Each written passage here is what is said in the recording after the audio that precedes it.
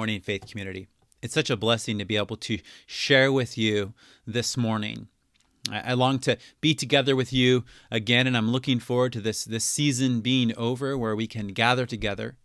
This is one of my favorite seasons to celebrate, and it breaks my heart that we can't be together during this time. And so what I decided to do is take some time each day to post a video about the events of Passion Week.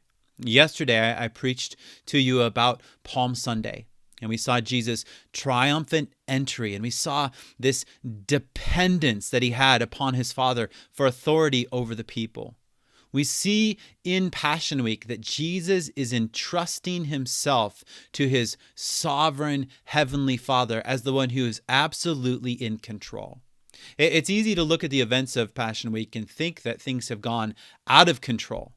But what we see in the life of Christ is an obedient son entrusting himself to his sovereign Father for the salvation of his people and for the glory of God's great name. What I want to point out to you today is continuing on in Mark chapter 11. We're going to look at verses 12 through 14, and then we're going to skip down and look at verses 20 through 23. So in Mark 11:12, it says, "The next day when they went out from Bethany, he was hungry. Seeing in the distance a fig tree with leaves, he went to find out if there was anything on it. When he came to it, he found nothing but leaves, for it was not the season for figs. He said to it, 'May no one ever eat fruit from you again.' And his disciples heard it." So this is the Monday after Palm Sunday. At Palm Sunday, Jesus walks into Jerusalem. It says he goes to the temple, he looks around, and then because it was late, he went back out. Well, the next morning, Monday morning, he's walking in. He hasn't had breakfast. He's hungry. He sees a fig tree. He goes over to it, and there's no figs on it. And so he says this, "May no one ever eat fruit from you again." It's almost like he's saying, fig tree, you missed your opportunity. The Son of Man is here, and you didn't have figs for him. But here's what happens. The disciples hear that, they observe this, and then the next day, Tuesday, they walk by the same tree again. And in verse 20, it says, "Early in the morning, as they were passing by, they saw the fig tree withered from the roots up." So Jesus speaks these words over the fig tree, and the very next day, the tree is entirely shriveled up. And Peter asks Jesus about this. He says, how could this be? And Jesus replies to him, it says in verse 22, "Have faith in God. Truly I tell you, if anyone says to this mountain, 'Be lifted up and thrown into the sea,' and does not doubt in his heart, but believes that what he says will happen, it will be done for him." The reason Jesus tells his disciples to have faith in God is because that's what he is doing.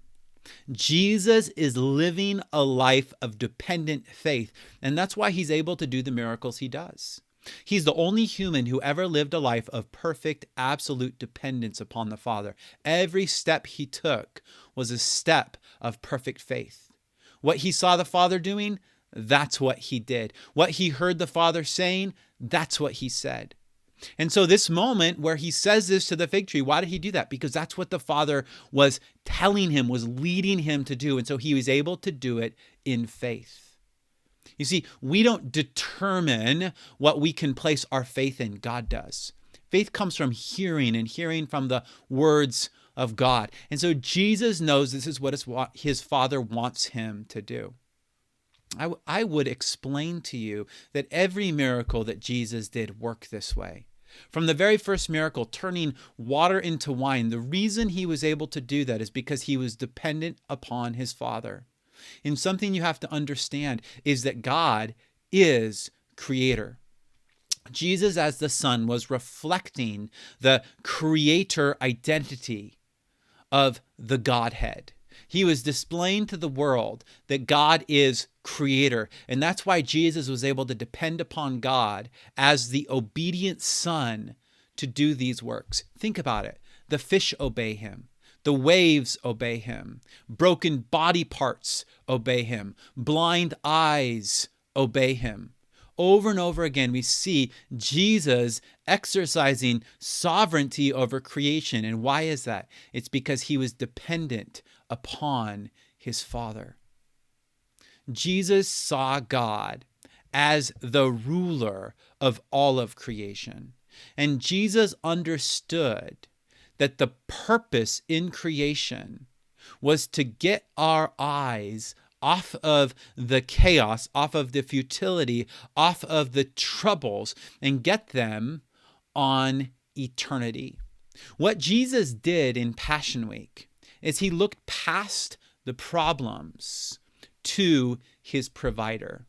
In Hebrews 12, 1 and 2, starting in the middle of verse 1, is the writer of Hebrews tells us, "Let us run with endurance the race that lies before us, keeping our eyes on Jesus, the source and perfecter of our faith, who for the joy that lay before him endured the cross, despising the shame, and sat down at the right hand of the throne of God." This is how we are able to endure. Think of what Jesus did during Passion Week. He was able to do these miracles. Why? Because he was depending upon his Father. Because he was looking past the chaos. Because he was looking past the futility. And he was getting his eyes on the joy that was set before him. In Romans 8, it tells us this: creation was subjected to futility, not willingly, but because of him who subjected it, in the hope that the creation itself will also be set free from the bondage to decay into the glorious freedom of God's children. You see, what Jesus saw in creation was what God had done. God had subjected creation to futility. When you look at the events of Passion Week, it's easy to see there's a lot of futility. There's a lot of things happening that are unnecessary. We live, we die, things fall apart. The Jews don't see their Messiah. Jesus is betrayed by his friend. Peter fails. So much futility. But all of the futility has a purpose.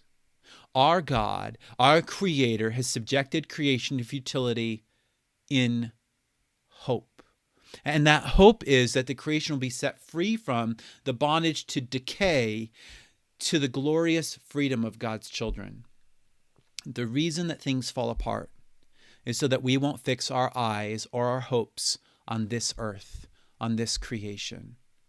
Jesus demonstrates a dependence upon his Father for sovereignty over creation, and he wields it so that we might get our eyes off of our current problems, off of our current crisis, and get it on the joy that's set before us.